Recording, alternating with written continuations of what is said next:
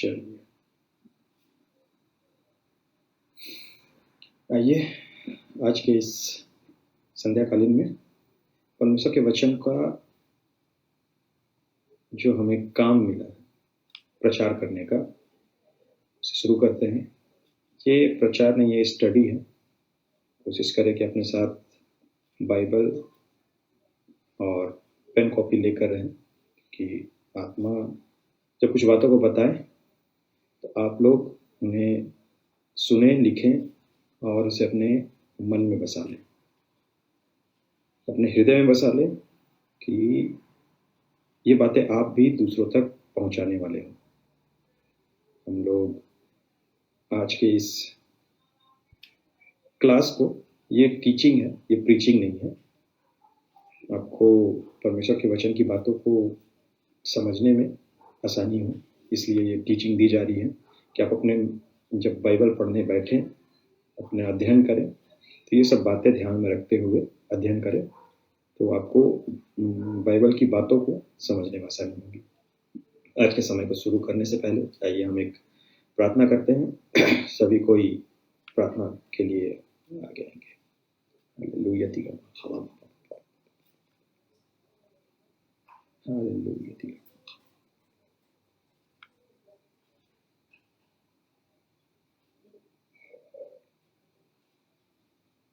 आइए हम प्रार्थना करें।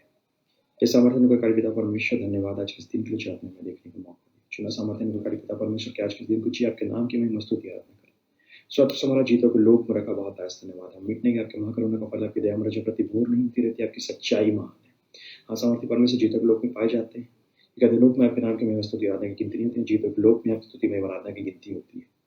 हम जीवित है और नित्य आपकी स्तुति में आराधना करेंगे। हाँ, सामर्थ्य परमेश्वर इस जीवन को आपके हाथों में सौंपते हैं।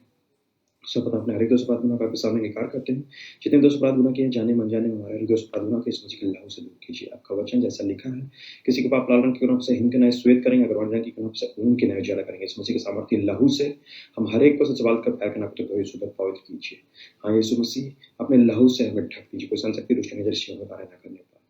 इस घर को, इस जगह को, अपने संपूर्ण समझ, ज्ञान, बुद्धि को, अपनी सोच को, हर एक चीजों के इसमें सबके लफ्ज होते हैं, सो पवित्र करता है, लफ्ज रख देते हैं, संशक्ति दुष्ट नजर से हमें कार्य न करने पाए। हाँ, सामर्थ्य परमेश्वर जो आपके वचनों को प्रचार किए जाते हैं, हर एक कानों को पवित्र आत्मा परमेश्वर आप तैयार कीजिए कि हर एक कहते एक उज्जवल भूमि बनने पाए, जब आपके वचन के बीज उनके जीवन में बोए जाए तो आगे चलकर 30 गुना, 60 गुना, 100 गुना फल लाने वाले होने पाए, शैतान उन्हें चुराने ना पाए, और यीशु मसीह के नाम की महिमा स्तुति आराधना उनके जीवन से होने पाए।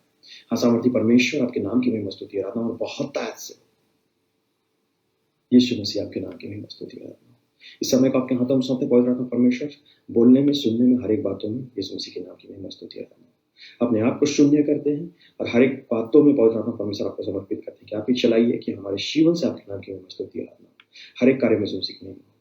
सारी गौरव प्रशंसा जिस पादे में हमसे उसे पको देते हैं, धन्यवाद के साथ में प्रार्थना करते हैं आपके प्रिय पुत्र हमारे प्रभु यीशु मसीह के नाम से मानते हैं। सुनिए दया स्वर्ग राज में रहम कीजिए। आमीन। सभी को यीशु से है, जय यीशु, प्रेज द लॉर्ड, हालेलुया। आज का जो वचन है, हम लोग उत्पत्ति से स्टार्ट किए थे। हम लोग पिछले वचन के बारे में थोड़ी सी जान लेते हैं। जब लास्ट क्लास में हम लोग ने देखा था, पिता परमेश्वर, पवित्र आत्मा परमेश्वर और पुत्र परमेश्वर के बारे में बताया था, जो उत्पत्ति के अध्याय 1 और पद संख्या 1, 2, 3 से था, जहाँ पिता परमेश्वर की बातें, पवित्र आत्मा परमेश्वर की बातें और पुत्र अर्थात यीशु मसीह के बारे में बताया गया था कि ये लोग हमारे जीवन में कैसे इंपॉर्टेंट रखते हैं। ठीक है, ये हमारे लिए क्या स्थान रखते हैं, हमें कैसे तैयार करते हैं। परमेश्वर का काम है हमारे लिए योजना बनाना। मैं फिर से एक बार याद दिला देता हूँ, परमेश्वर का काम है हमारे लिए योजना बनाना, पवित्र आत्मा का काम है हमारे लिए सहायता प्रदान करना, और यीशु मसीह का काम हमारे लिए उस योजना में चलने के लिए रास्ता बनाना। हमें यीशु मसीह के अनुसार चलना होगा, तब हम परमेश्वर की योजना में चलेंगे, पवित्र आत्मा की सहायता में चलेंगे और हमारे जीवन में से सफलता आएगी। आज हम लोग देखेंगे मनुष्य के बारे में। पहली उत्पत्ति जो है परमेश्वर की, जो बहुत अच्छे में काउंट हुई है, वो है मनुष्य, जिसे बनने के बाद परमेश्वर ने कहा बहुत अच्छा है।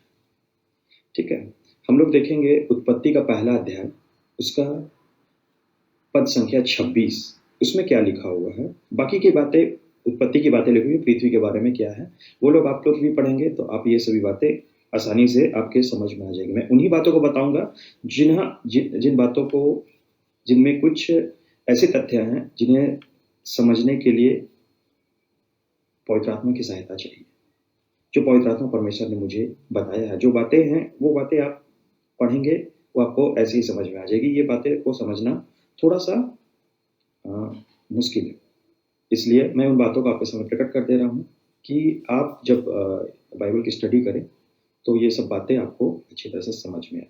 हम लोग देखेंगे उसमें क्या लिखा है। उत्पत्ति का पहला अध्याय पद संख्या 26 में, फिर परमेश्वर ने कहा, हम मनुष्य को अपने स्वरूप के अनुसार अपनी समानता में बनाए। हालेलुया, ये बहुत बड़ी बातें लिखी हुई है। हम मनुष्य को अपने स्वरूप के अनुसार अपनी समानता में बनाए, और वे समुद्र की मछलियों और आकाश के पक्षियों और घरेलू पशुओं और सारी पृथ्वी पर और सब रेंगने वाले जंतुओं पर जो पृथ्वी पर रेंगते हैं अधिकार रखें। ठीक है, परमेश्वर बात हो रहा है इन लोगों के बीच। परमेश्वर ने कहा, ठीक है, आपस में सलाह मशवरा कर रहे हैं ये लोग। उस समय मनुष्य की उत्पत्ति नहीं हुई थी। उससे पहले बता रहा है मनुष्य को अपने स्वरूप और अपने समानता के में बनाए, स्वरूप के अनुसार और अपने समानता में बनाए। स्वरूप के अनुसार, स्वरूप क्या है? अपने जैसे।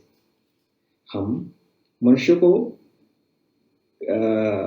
यहाँ पर बताएंगे, परमेश्वर ने जब आदम की उत्पत्ति की, हम उत्पत्ति में जाते हैं तो उसने बताया है, जैसे अध्याय 2 उसका 7 में लिखा है कि तब यहोवा परमेश्वर ने आदम को भूमि की मिट्टी से रचा। हम लोग देखेंगे पृथ्वी का जितना भी निर्माण हुआ है उसमें परमेश्वर ने वचन के द्वारा निर्माण किया है। उजाला हो, ठीक है, और जो भी चीजें हैं, जैसे भूमि और जल का एक जगह क्या बोलेंगे बनना, ये भी अपने वचनों के द्वारा किया है।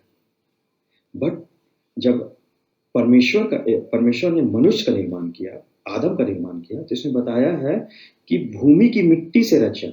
रचना मतलब हाथों से होता है, उसे अपने हाथों से बनाया, अपने स्वरूप में। अपने स्वरूप का मतलब होता है अपने जैसा। वो मनुष्य से इतना प्रेम करता है, वो अपने जैसा बनाया है, वो किसी के जैसा नहीं रखा। जैसे परमेश्वर जो अपने स्वरूप में बनाया, और ये भी लिखा है स्वरूप के अनुसार अपनी समानता में बनाया है, अपनी समानता में बनाया है। जैसे परमेश्वर के पास अधिकार है स्वर्ग का,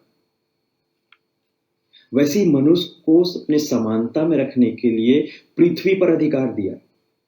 मनुष्य को कमजोर नहीं बनाया, मनुष्य को अपने मतलब के लिए नहीं बनाया, बट अपनी समानता में बनाया। ये गलत बात है कि परमेश्वर ने मनुष्य की उत्पत्ति अपने क्रिएचर के लिए किया या कुछ के लिए, वो अपनी समानता में बनाया है, अपनी समानता, अपने बराबर में, इक्वालिटी में बनाया है। हम लोग परमेश्वर के बराबर थे जब पाप नहीं आया था, पर जब पाप आ गया तब हम लोग उससे नीचे हो गए। और अब हमारे बीच में एक ऐसा बिछवाया आया, अर्थात यीशु मसीह, जहां से हम वो समानता फिर से पा सकते हैं। अगर हम मसीह के अनुसार चलते हैं तो वो समानता हमारे पास फिर आ जाती है। हम यीशु मसीह के द्वारा फिर उस समानता में पहुंच जाते हैं, हम पाप पर जय पा जाते हैं। और वो एक ही कारण है, एक ही चीज है जिससे हम फिर उस समानता को पा सकते हैं, और वो है यीशु मसीह, जिसके द्वारा हम उसके समानता में आ जाएंगे और अधिकार रखेंगे। परमेश्वर के लोग कमजोर नहीं हैं, परमेश्वर के लोग अधिकार रखने के लिए जन्म लिए हैं। ठीक है, पृथ्वी आशा भरी नजरों से परमेश्वर के पुत्रों के प्रकट होने की बात जो अधिकार रखने के लिए, हमें पाप पर अधिकार रखना, हमें संसारिकता पर अधिकार रखना, हर एक चीजों पर अधिकार रखना। कमजोर नहीं बनाया है, हर एक बीमारी पर अधिकार रखना, हर एक सफलता पर अधिकार रखना। झोला छाप बनने के लिए हमें नहीं बुलाया है परमेश्वर ने। अपनी समानता में क्यों बनाया? ताकि हम अपने के समानता और अधिकार रखें। पृथ्वी पर हमें अधिकार रखना है, हर एक चीज में।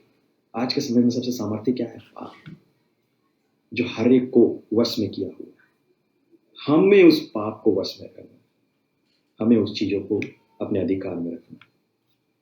मनुष्य की उत्पत्ति आगे देखेंगे तो परमेश्वर ने मनुष्य को अपने स्वरूप के अनुसार उत्पन्न किया, अपने ही स्वरूप के अनुसार परमेश्वर ने उसको उत्पन्न किया। दो बार लिखा हुआ है, मतलब सत्यता की बात है।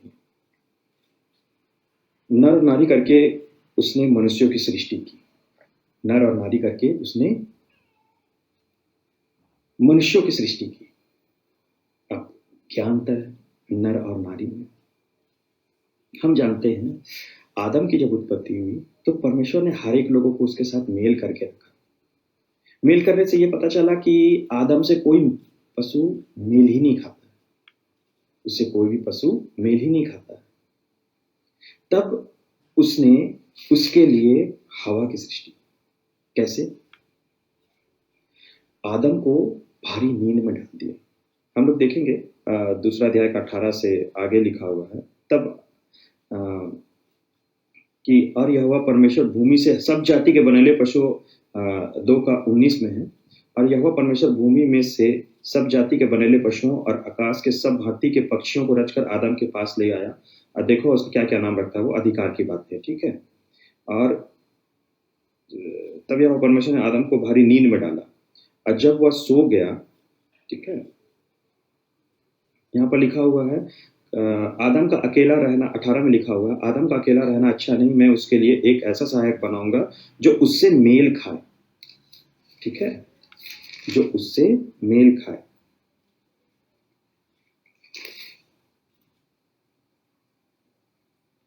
अब इसमें यह होता कि उसे भारी नींद में डाल दिया। आगे देखेंगे हम लोग 21 में कि आदम को भारी नींद में डाल दिया, और जब वह सो गया तब उसने उसकी एक पसली निकालकर उसकी जगह मांस भर दिया, ठीक है, एक पसली निकाल दिया। और यहोवा परमेश्वर ने उस पसली को जो उसने आदम में से निकाली थी स्त्री बना दिया और उसको आदम के पास ले आया। तब आदम ने कहा, यह मेरी हड्डियों में की हड्डी और मेरे मांस में की मांस है, इसलिए इसका नाम नारी होगा, क्योंकि यह नर से निकाली गई है। आज का समय हम लोग देखते हैं दो ही बातें हैं। मनुष्य में दो संरचना आती है, पुरुष और स्त्री, और जो भी है वो भी परमेश्वर की सृष्टि है। और उसके बारे में भी बातें लिखी गई है कि जो अगर ऐसे जन्म से हैं तो वो परमेश्वर की महिमा अगर करते हैं तो उसके लिए बहुत अच्छा है, ठीक है। मुख्यतः है परमेश्वर की सृष्टि में नर और नारी, ठीक है। तो नर और नारी में क्या अंतर है? परमेश्वर नर और नारी में क्या अंतर देखते हैं, ये नहीं कि हम क्या देखते हैं, ठीक है। हम क्या देखते हैं ये मैटर नहीं करता है, परमेश्वर का क्या आज्ञा है ये मैटर करता है। कि हमें ये जो स्टडी है, जब हम बाइबल की बातों को करते हैं, जब आत्मा की बातों करते हैं तो आत्मिकता की बातें करते हैं। आत्मिकता की बातें जब करते हैं तो परमेश्वर का वचन हमें क्या बताता है, कैसे चलना है, कैसे जीना है, इन बातों को बताता है। तो इसमें ये बातें लिखी हुई है। हम देखेंगे 11 में, ठीक है, 11 का 7 में, इसमें पुरुष और स्त्री के बारे में अंतर क्या है ये बताया गया है। पहला कुरिन्थी 11 का 7, इसमें ऐसा लिखा हुआ है, हाँ, पुरुष को अपना सिर ढकना उचित नहीं, पुरुष को अपना सिर ढकना उचित नहीं, ठीक है, क्योंकि वह परमेश्वर का स्वरूप और महिमा है, परंतु स्त्री पुरुष की महिमा है, ठीक है। आगे क्या लिखा है, क्योंकि पुरुष स्त्री से नहीं हुआ। ये बहुत बड़ी बातें लिखी हुई है, क्योंकि पुरुष स्त्री से नहीं हुआ परंतु स्त्री पुरुष से हुई है, और पुरुष स्त्री के लिए नहीं सृजा गया, पुरुष स्त्री के लिए सृजा नहीं गया है परंतु स्त्री पुरुष के लिए सृजी गई है। इसीलिए स्वर्गदूतों के कारण स्त्री को उचित है कि अधिकार अपने सिर पर रखे, अर्थात सिर ढके।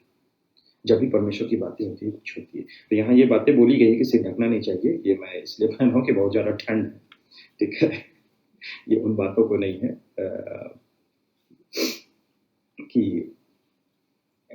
ये मैं जानबूझ के किया हूँ या परमेश्वर को आराधना नहीं दे रहा हूँ। ये बातें इसलिए हैं कि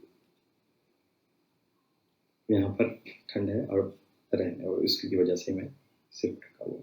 चलिए, यहाँ पर 2-3 बातें परमेश्वर ने बताई है कि जो मनुष्यों की उत्पत्ति हुई है, पुरुष के लिए स्त्री सृजी गई है, ना ही स्त्री के लिए पुरुष।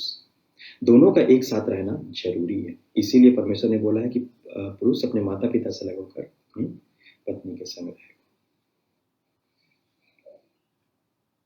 रहना बहुत ज़रूरी है। पर ये बातें बताई गई कि स्त्री पुरुष के लिए सृजी गई है। आज के समय में हम देखते हैं कि वुमेन एम्पावरमेंट गलत बातें नहीं है। महिलाओं को हर चीज़ों में आगे आना चाहिए। पर आज के समय में जो हमारे मसीही महिला हो या फिर लड़की हो या कोई भी हो, चाहे युवा हो, इनका सोच बिगड़ा हुआ है। क्यों? हमारे समाज का ही सोच बिगड़ा हुआ है। महिला जो है वो पुरुष के लिए सृजी गई है। हमें पवित्रता की ओर चलना चाहिए। जहां संसारिक होते हैं वहां भरमाए जाते हैं। मैं जहां से बिलोंग करता हूं, अर्थात झारखंड रांची से, यहाँ मैंने देखा है कि जो खासकर मसीही लड़कियां होती है, ये परमेश्वर के अनुसार नहीं चलती और अपने अभिलाषा में अन्य जाति के लड़कों के से संबंध जल्दी हो जाता है इन लोगों का। अन्य जातों के तरफ ज़्यादा अट्रैक्टिव होती है क्योंकि परमेश्वर का वचन नहीं है। और हमारे जो लड़के हैं उनकी स्थिति भी दयनीय होती जाती है। हमारी स्थिति जो है बहुत ही ज़्यादा खराब है। नशे में अपने पूरे जीवन को बर्बाद कर दिया गया। और ये जो एक गलती है इसे ऐसे प्रकट किया जाता है कि क्या बोलेंगे कि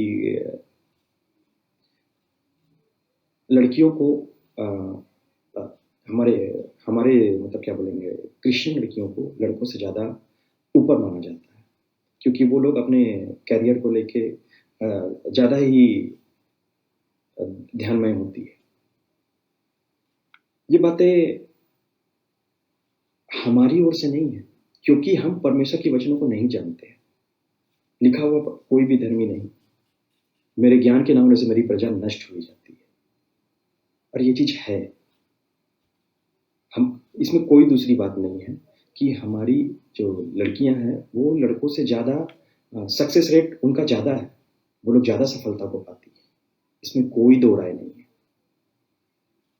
लेकिन ये जो शैतान की चाल है, ये अपने लोगों को मजबूत करने से ज़्यादा इस बातों में ध्यान जाता है कि दूसरे लोग सांसारिक व्यू में देखेंगे, सांसारिक रूप से देखेंगे तो जैसे अगर मसीही लड़के अगर सांसारिकता की ओर चलना चाहें तो वो कभी भी सांसारिक लोगों से आगे नहीं जा सकते। वे हमेशा नीचे ही रहेंगे क्योंकि संसार उनका है। पूरी तरह से सांसारिकता तो ठीक है, कुछ लोग सफलता पाते हैं, लेकिन अगर परसेंटेज देखा जाए तो परसेंटेज 1% से भी नीचे रहता है। और जो मसीह में रहते हैं वो सफलता को पाते ही जाते हैं। मैंने कोई भी ऐसे पुरुष को नहीं देखा है जो यदि वो मसीह में है तो विफल है। परमेश्वर उन्हें हमेशा सफलता की सीढ़ी पे रखता है, हमेशा सफल बनाता है। ये जो शैतान का चाल है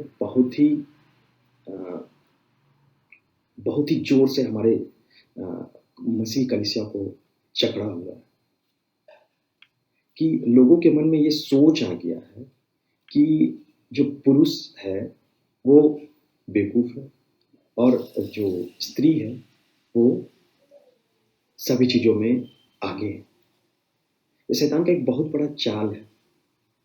हम ये नहीं बोलते कि महिलाओं का इम्पोर्टेंस नहीं है, उनका भी एक इम्पोर्टेंस है।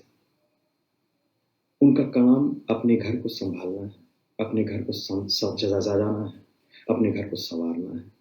पर इसके लिए ये जरूरी नहीं कि वो अधिकार रखे।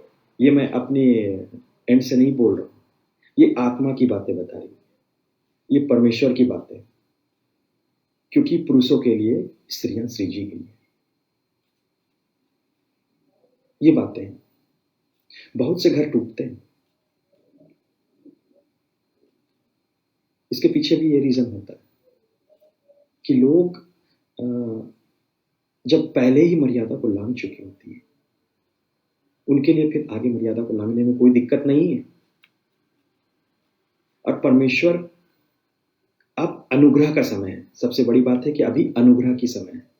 अभी परमेश्वर का न्याय का समय नहीं है कि जैसे पुराने नियम में हम देखते थे, परमेश्वर जहां कोई पाप करता था बस तुरंत ही उसका सर्वनाश हो जाता था। परमेश्वर जब जाता था, जहां जहां पाप देखता था, जो जो पापी रहता था, सीधा ही महामारी आ जाता था या फिर आग आता था और सभी कोई नष्ट हो जाते थे। पर अब वैसा नहीं है, अनुग्रह का समय है। अब लोगों को समय दिया जा रहा है। अब लोगों को समय इसलिए दिया जा रहा है कि लोग मन फिराए और यीशु मसीह में अपने जीवन को जिए और यीशु मसीह में महिमा को प्राप्त करें। पुरुष और महिला में ये इन चीजों के बारे में बहुत से घर टूटते हैं, जो ईगो क्लैश होता है। बहुत से घर टूटते हैं, आत्मा के अनुसार अपने जीवन को नहीं सौंपते। यदि वे आत्मा के अनुसार अपने जीवन को सौंपेंगे, सभी बातों को सही मानेंगे, तो वो जीवन आगे बढ़ेगा। यदि एक आत्मिक, एक संसारिक है, तो उस आत्मिकता को उस तक पहुंचाना है। ऐसे जीवन चलता है। अगर इन बातों को नहीं माना जाएगा तो हमेशा ये दरार आते रहेंगे।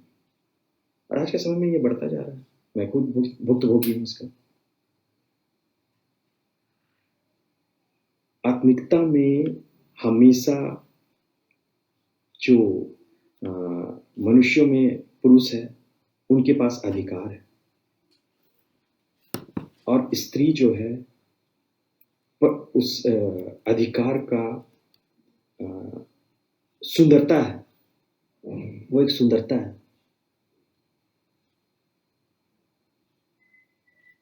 अगर कोई स्त्री किसी पुरुष के अधिकार में रहे तो क्या ही सुहावना दिखता है वो। बहुत से लोग होते हैं, और ये भी बोला गया है कि वो स्त्री को संभाल के रखे, एक कमजोर पात्र की तरह रखे, संभाल कर, सुंदरता से। एक सुंदर गुलदस्ता है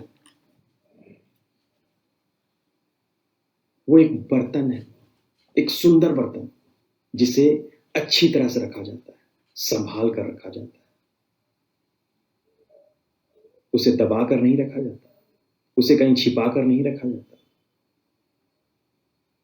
उसका एक महत्वपूर्ण काम होता है, उसकी एक उपयोगिता होती है। वो बहुत ही प्रीसियस होता है। मैं पुरुषों के लिए बोल रहा हूं कि अगर उनके जीवन में कोई स्त्री आती है पत्नी के रूप में, तो उसे बहुत अच्छी तरह से संभाल के रखें। वो आपके लिए एक पॉट है जिसे सजाना है, संवारना है, उसे अच्छी जगह में रखना है, उसे वैल्यू देना है, उन्हें इंपॉर्टेंट देना है, उन्हें प्यार देना है। ये बातें परमेश्वर वचनों में बताता है। मनुष्य की ये बातें हैं। परमेश्वर ने मनुष्य की सृष्टि की नर और नारी करके। नर अधिकार रखने के लिए हर एक चीजों पर, क्योंकि नर के लिए नारी सृजी गई है। ये परमेश्वर का आत्मा बताता है। और जो स्त्री है वो पुरुष की शोभा है। वो पुरुष की शोभा है। अगर कोई पुरुष अगर बिना स्त्री के रहे तो वो शोभायमान है, यदि वो परमेश्वर को अपना जीवन दे दिया है। लेकिन अगर कोई स्त्री पुरुष रहता है तो वो स्त्री के द्वारा पुरुष जाना जाता है। वो स्त्री उसकी शोभा का काम करती है, उसके जीवन को सुंदर बनाने का काम करती है। वो उसके लिए एक मुकुट है, वो उसके लिए एक जीवन है, वो उसके लिए आनंद है, उसके जीवन का हर एक चीज वो स्त्री है। परमेश्वर जब किसी को किसी के लिए नियुक्त करता है तो उसके जीवन के लिए हर एक चीज होती है। बट ये बातें अगर संसारिकता रूप से होती है, यदि उनमें संसारिकता आ जाती है तो ये बातें गलत हो जाती है। हमें परमेश्वर के अनुसार चलना है। लाइफ में जो भी चुनाव करें परमेश्वर के अनुसार करें। पुरुष और स्त्री ये दोनों एक दूसरे के लिए जरूरी है, और पुरुष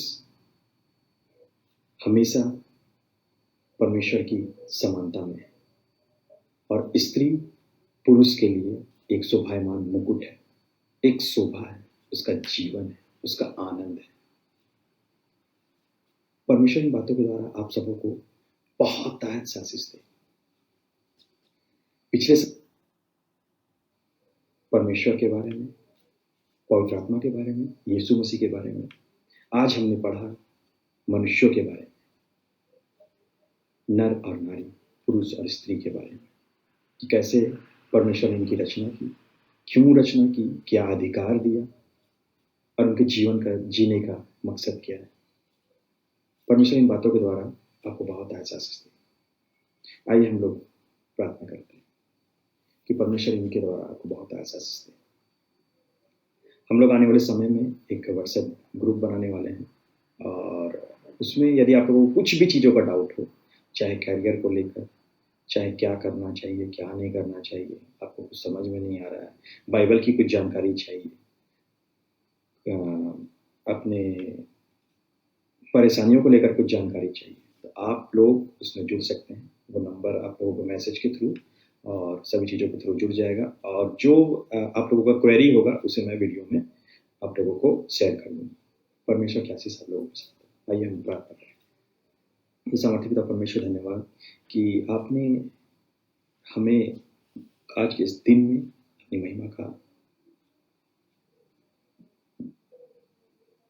महिमा करवाने के लिए चुना है पिता परमेश्वर। बहुत ऐसा धन्यवाद। हाँ पिता परमेश्वर, आपके उसमें से हर एक को जो मेरा राज्य में अपनी महिमा के लिए ज़्यादा शौक बनाया, आपने हमारी अपनी महिमा के लिए की है। जब आपके वचनों से सीखते हैं पवित्र आत्मा परमेश्वर हर एक के जीवन में कार्य कीजिए कि आत्मिक रूप से हर एक कोई बढ़ने वाले होने पाए।